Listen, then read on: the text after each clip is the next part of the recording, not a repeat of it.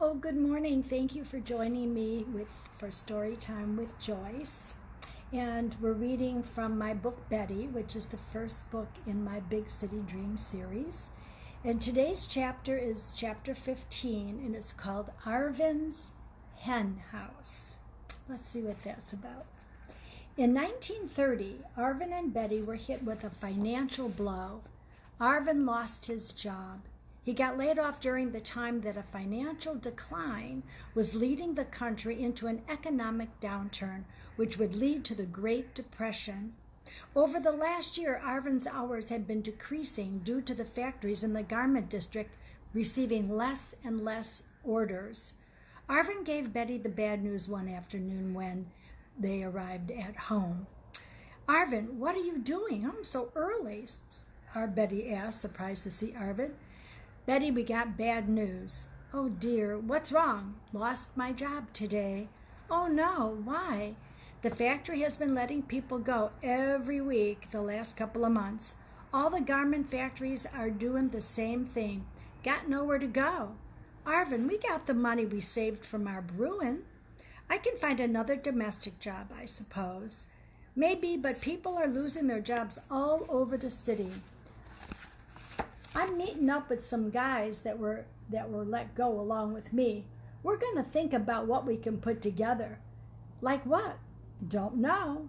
I sure hope it's not another idea like making alcohol," Betty said. "Brewing has been good to us. You can't say it hasn't." "Yeah, but I've been doing most of the work that comes along with it. Brewing, working, and taking care of Ruth and Carol is not my part of city dreams. They have been yours." "I shouldn't have stopped working for Dr. Russell," Betty said in a very tired voice. "Oh, Betty, quit your complaining, will you? Women are supposed to support the man's dream. That's how it's supposed to be." "Sorry, you're right. I'm just tired, that's all. I know you've worked just as hard at the factory. I've been thinking we should look to be quitting our brewing, Arvin. We've been lucky with all this crime going on that we have been left alone." "Betty, we're little guys in the bootlegging thing. We're no threat." "Maybe so, but now we can't quit. It's our only way to make some money." "Oh, now what are we going to do?" Arvin responded, somewhat annoyed by Betty's tone of hopelessness. "I told you, stop worrying. Some of the guys and me are meeting up. We'll come up with something." "I know," Betty quickly replied and changed the subject. "By the way, I asked Serena to come over for some tea tomorrow. She's been so busy with the family she works for me that we haven't seen each other for a while. Will you be home?" "No, going down to the factory and pick up my pay." Betty and Arvin continued their discussion about their bootlegging enterprise and if Betty should go back to work as a domestic. Nothing was solved, and they decided to go to bed and talk about it another time. The next morning, Arvin left to meet the guys, and Betty prepared a pot of tea for Serena's visit. Just as she was finishing up the kitchen, Serena knocked at the door. Betty answered and was greeted by a great big hug. "It's so good to see you," Serena said. "It's good to see you too. Let's go in the kitchen and have some tea." "That would be nice. Betty, you got to tell me everything. It's been almost a year since I've seen you. I was starting to worry about you. Is everything okay? How is Ruth? How is Carol? Are you still working for the doctor?" "My, oh my, Serena, so many questions." While Betty and Serena were catching up on their news, Arvin was having a conversation of his own. "So guys, what are we going to do now that we have no work?" Arvin asked the guys from the factory. "Arvin, you've been home bootlegging, so you should be okay," Joe said. Joe and Arvin had worked together on the milling machines. "Yeah, but how much longer is this here prohibition going to last? Have to come up with something else. Something that we can do until the factories put us back to work." "Yeah, but what?" one of the other guys asked. "I'm not sure yet. I have some ideas."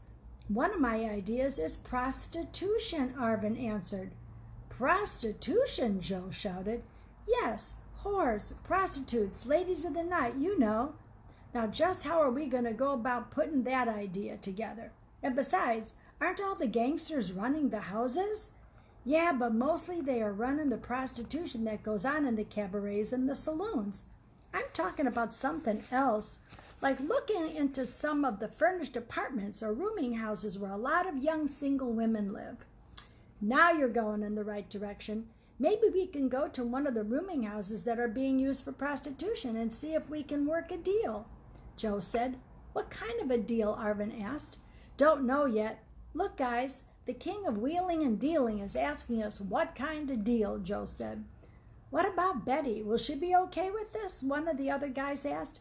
No, of course not. She's so dang prudish.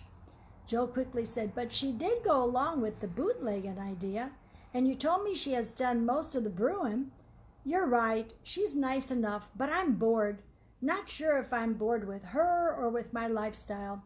Working at the factory 6 days a week, being nagged if I stopped off for a few beers with you guys, responsibilities with the girls, and then there's the jugging. Just doesn't seem like my city dreams to me, Arvin said. You got a good woman there. She certainly is a hard worker herself, Joe responded. I know, just thinking out loud. Maybe checking out this prostitution thing will give me some excitement. Let's go and get our pay, Arvin said, and motioned to the guys to follow. Back at the apartment, Betty and Serena were still having tea and catching up. They had been talking about the violence and the crime going on in the city. With all the killings going on here in the city, our brewing days may be coming to an end. Sometimes I get so afraid for me and the girls. The shootings are getting closer to us. Just the other day, Carol was playing outside with her dolls when a man ran up to her, squatted down like he was hiding or using her to shield him.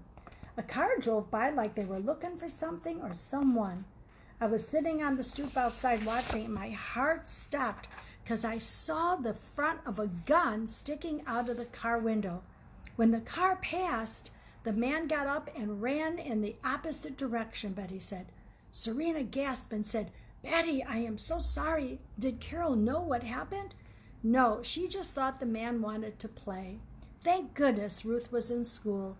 I worry about her too. Ruth is 11 now and knows what's going on in the city and what we're doing in the basement. She knows not to say anything, but she is still a child. Here I am going on about me. Tell me more about what's been going on with you. Well, you know the family I'm working for? Yeah, well, they moved to what is called the North Shore in a town called Northbrook. It seems so far away. However, it is a small, pretty place, not too many people, and not much hustle and bustle. So now I live with them. Oh, sounds so nice. Do you like living with them? Actually, I love it. You know, at the settlement house, it wasn't very private and not much room. So now I have my own room with a private bathroom. Oh, I'm so happy for you. The wife was coming to the city and she drove me. They have an automobile? Yes, someday I hope Arvin and me get one of those automobiles. Sometimes I wonder what's next for us. What's next for me? Arvin and his city dreams. Betty, what are your dreams? Serena, I don't really know. Never thought about it.